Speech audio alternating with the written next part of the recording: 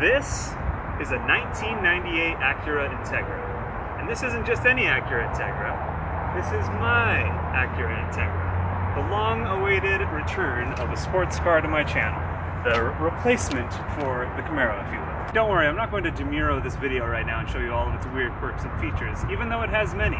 Right now, I'm just making the announcement, and I wanted to show you guys this car before the sun goes down here. So the main reason I got this car, and the main reason that many turn to Honda for, performance on a budget, is not only the very connected, lightweight feeling of the responsive throttle and steering and shifter combination that so many Hondas have, but obviously cost. I'm going to make a detailed video on the cost of ownership of this car versus my Camaro and my other vehicles. I'll be making that pretty soon here. But for right now, just off the top of my head, just so I can give you guys some perspective. In the 3 years that I had my Camaro, I ended up paying $31,000 in cost to ownership. And that's not owning it at the end, that's selling it off. Because I put 90,000 miles on the car, use it as a work car. And the $31,000 is comprised of $25,000 of payment and insurance, $3,000 of tires. I went through 3 pairs of tires on that car, and $3,500 of repairs. As many of you know, the engine misfired. We checked it out. It needed to be rebuilt. That was $3,500 to rebuild that little 2-liter 4-cylinder Camaro engine. Comparing that to something like my Nissan Versa, which I've already put 60,000 miles on, the total running cost for all of those things that I named, repairs, tires, oil changes, the actual cost of the car, I've ran it. It's $4,000 in the 60,000 miles that I've driven it so far. Now that's the running cost of a 2007 Nissan Versa at 60,000 miles. And that's a mid-2000s car, so you can only imagine a 1998 car, a Honda, extremely cheap parts, very, very reliable, bulletproof engines.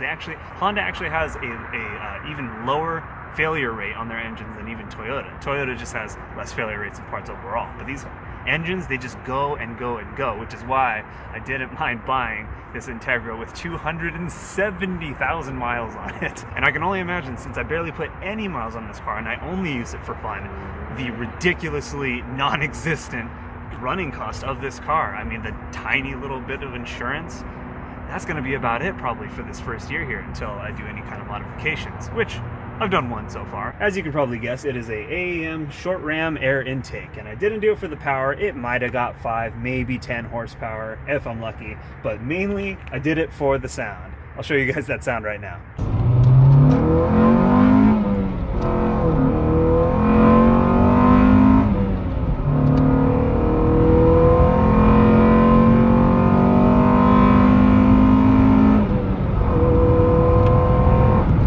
As for the inside, it's pretty standard 90s Honda or Acura. You got the usual gauges you see on any of the Hondas.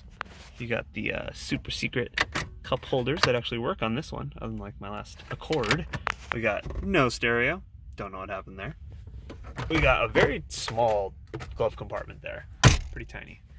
We have a Mugen shift knob here. I love this thing. Standard e-brake. A little compartment for my wallet. That's what I do. We got some storage here, not too bad.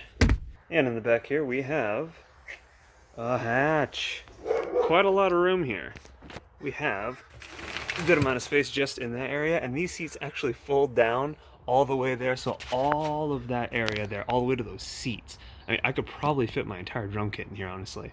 It is a ton of room. I think it's actually more than my Versa here. I'll definitely be doing a full review of this car very soon, so watch out for that. And with that, talk to you guys next time. See ya. You good? You good? Oh, okay. Oh, yeah. Just wanted to make sure you could fit. That's dope, bro. Thanks, man. Thank you.